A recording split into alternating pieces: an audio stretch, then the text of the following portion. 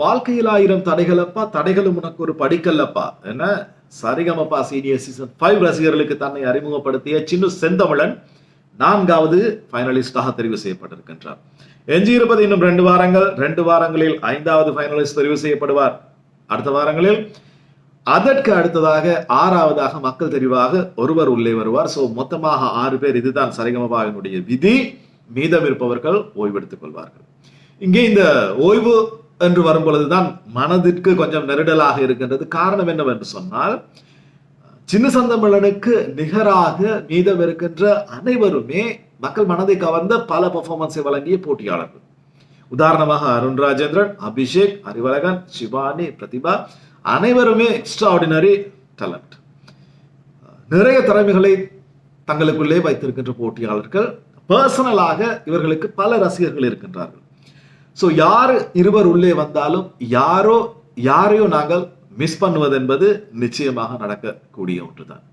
So பர்சனலாக நான் miss பண்ணும் அந்த 2 அல்லது 3 யார், அந்த 2 அல்லது 3 நீங்களும் மிஸ் பண்றீங்களா என்பது தான் இந்த காணொலியுடைய ஒரு உரையாடலாக இருக்க போகின்றது.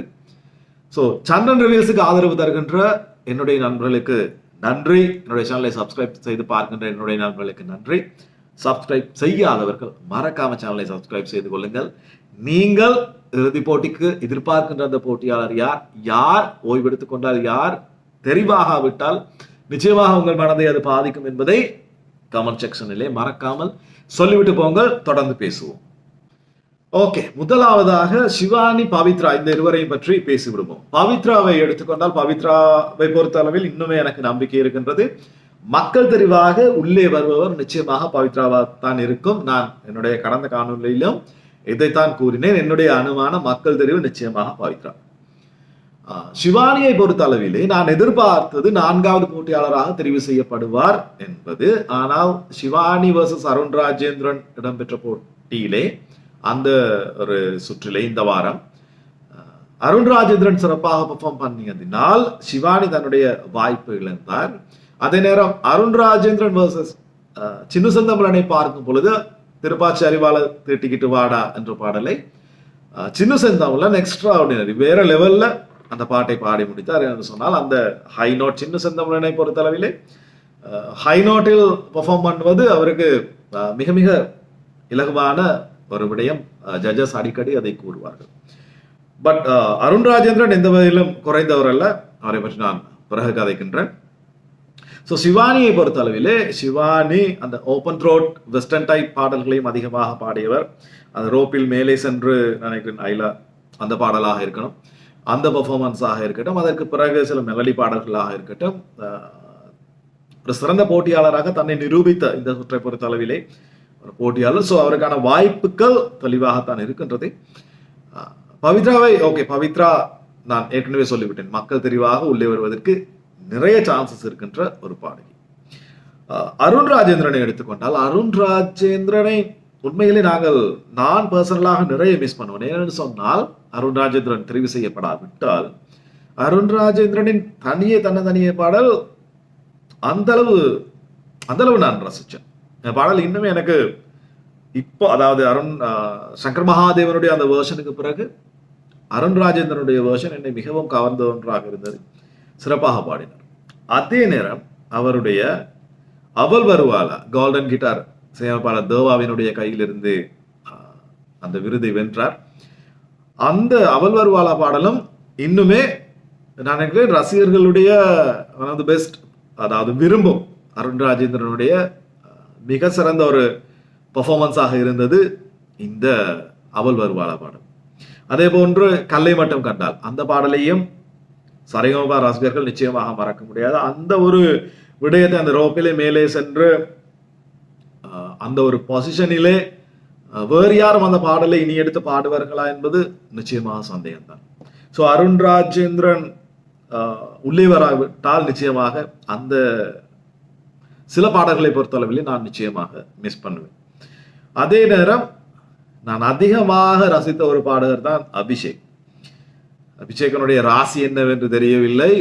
அபிஷேக் அந்த கன்சிஸ்டன்சி இல்லாதனால் சில சுற்றுகளிலே மிக மிக திறமையாக தன்னை நிரூபித்து பல சுற்றுகளிலே கொஞ்சம் லோ பர்ஃபார்மன்ஸ் வழங்கி அந்த விளிம்பில் இருக்கிறவர் கல்யாண தேனிலா. நான் உங்களுக்கு சொல்லுவது விளங்கும் கல்யாண தேனிலா பாடலை நீங்கள் இந்த வாரம் பார்த்திருப்பீர்கள்.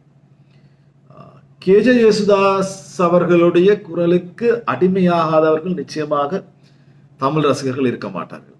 அதாவது எஸ்பிபியை நாங்கள் பொதுவாக ரசிப்போம். பட் ஒரு இரவு வேளை ஒரு மனதிற்கு ஒரு ஒரு சுகம் தேவை, ஒரு ஒரு இதமான ஒரு சில மணி நேரங்களை கழிக்க வேண்டும் என்று சொன்னால் யேசுதாஸினுடைய ஒரு லிஸ்ட் ஆஃப் சாங்ஸை கேட்டால் நிச்சயமாக அது வேறொரு உலகத்திற்கு எங்களை அழைத்து செல்லும். அந்த அந்த தெய்வீக குரல் அபிஷேக்கு வாய்த்தது மிக மிக சிறப்பான ஒரு விஷயம்.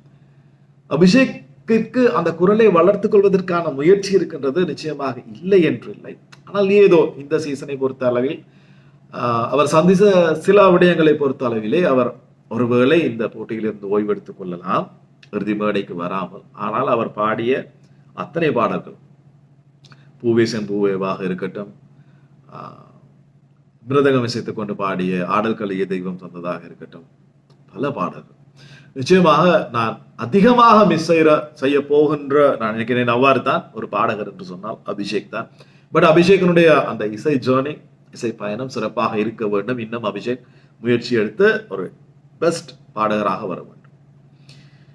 அடுத்தது அறிவழகனை பொறுத்த அளவிலே Arivazhagan pure heart pure soul, அதை அடிக்கடி ஜட்ஜஸ் கூட சொல்லுவார்கள். அறிவழகனுடைய நேற்று அவர் பாடிய பறவை எங்கு இருக்கின்றாய் என்ற பாடல் கூட மிக மிக சிறப்பாக இருந்தது. அதாவது அறிவழகனை பொறுத்தவரை ஆரம்பத்திலே அறிவழகன் அந்த ஒரு ஃபாஸ்ட் பீட்ஸ் பாடல்களை மட்டும் பாடிக்கொண்டிருந்தவர். இப்பொழுது அதாவது ஐயோ நெஞ்சு அலையுதடி அந்த பாடலுக்கு பிறகு அவர் வழங்கிய சில பாடல்கள் எங்களுக்கு மனதில் நின்றது. முக்கியமாக அந்த அருண் அவரோடு சேர்ந்து பாடிய மாமன்னன் பாடல் பெஸ்ட். அந்த பெர்ஃபார்மன்ஸ் எல்லாம் இனி யாரும் கொடுப்பார்களா என்பது சந்தேகம் தான். பிரதிபாவை பொறுத்த அளவிலே தன்னுடைய அறிமுக அந்த சுற்றிலேயே, தன்னுடைய அறிமுகத்திலேயே கற்பூரபூமி ஒன்று பாடல், அந்த பாடலாகத்தான் இருக்கணும். அந்த பாடல் சிறப்பாக பிரதிபா பாடியிருந்தார்.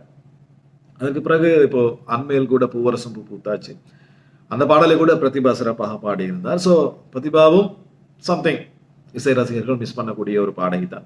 ஆனால் என்ன பொறுத்த வரைக்கும் நான் அருண் ராஜேந்திரன், அபிஷேக் இந்த இருவரும் இறுதி போட்டிக்கு தெரிவு செய்யப்படாவிட்டால் நிச்சயமாக ஒரு ஏமாற்றம் தான். ஆனால் ஏமாற்றங்களை தாண்டி நிச்சயமாக தெரிவு செய்யப்பட்டிருக்கின்ற போட்டியாளர்கள், இந்த போட்டியாளர்களுக்குள்ளே இந்த நால்வருக்குள்ளேயும் ஒரு பயங்கர பேட்டில் ஒன்று இருக்க போகுது.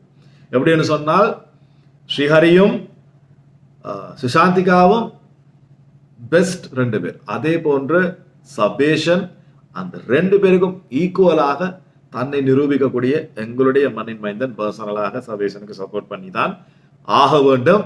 முடியுமானவர்கள் சபேஷனுக்கு வாக்களியுங்கள். இறுதி போட்டி டைம்லே இலங்கையில் இருப்பவர்கள்.